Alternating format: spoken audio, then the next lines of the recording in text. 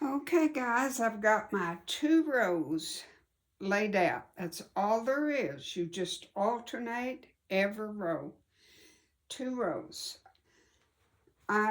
This is my background fabric.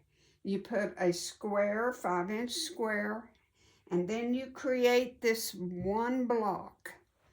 And all it is 2-inch background on each side of a dark 2-inch.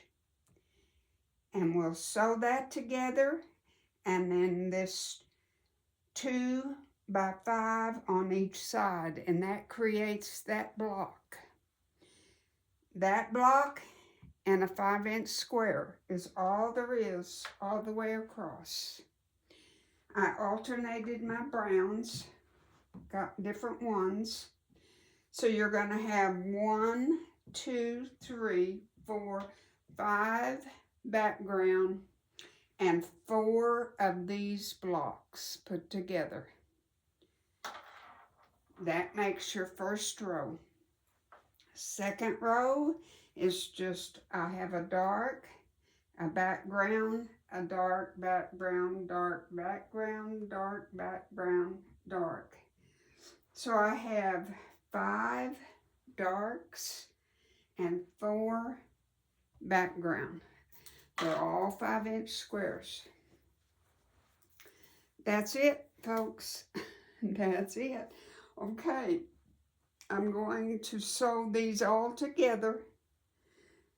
I'm not going to sew the 2 rows together because I want you to see them separately, but I'm going to sew each row and come back and show you the finished result.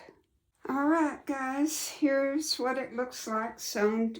The individual rows are sewn, and these aren't sewn together, but because I wanted you to see. This is my top row. This is my second row. You're going to alternate. You're going to do this block next. You're going to have 6 of these and 5 of these rows. That's all there is to it, guys. All there is to it. And just make sure you have an accurate 1/4-inch seam or it's not going to fit. You see how these are going to interlock, and they've got to be right, which they are. That's how you know that everything's going to fit. And the way you get a 1/4-inch seam is sew it on your machine the way you think it is accurate. Measure it, and if it's not, do it again. And move your needle over or adjust in any way that you need to get that 1/4-inch. It's trial and error because every machine is different. And also on my pressing, I pressed everything open. Why, I don't know. I just did. I thought it laid better.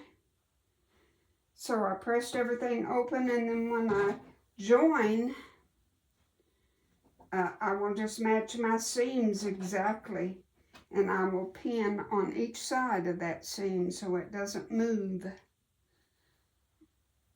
and get it absolutely spot on, because it will look quite obvious if you don't.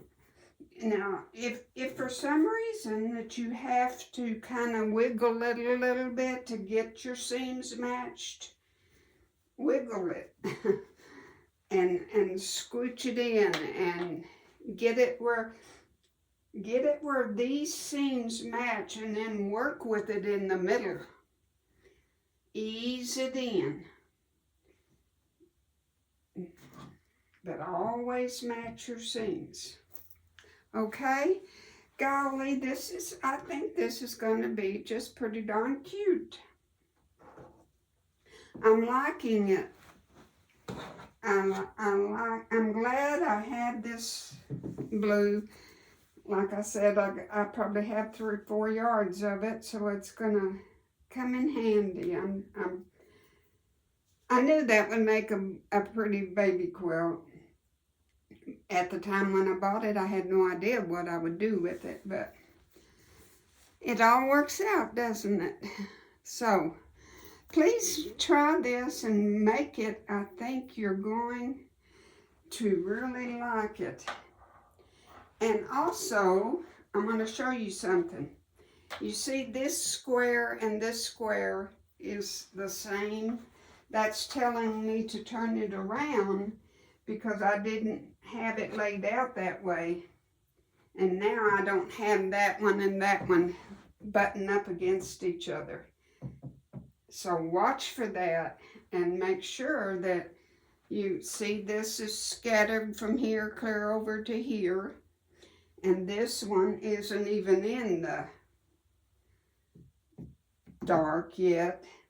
And this one is over here, so it's not real close. And then this one and that one. So scatter them and pay attention how your rows go, because it makes a difference. All right, have fun making floating squares, baby quilt or lap quilt. Thank you so much for watching. Bye. God bless.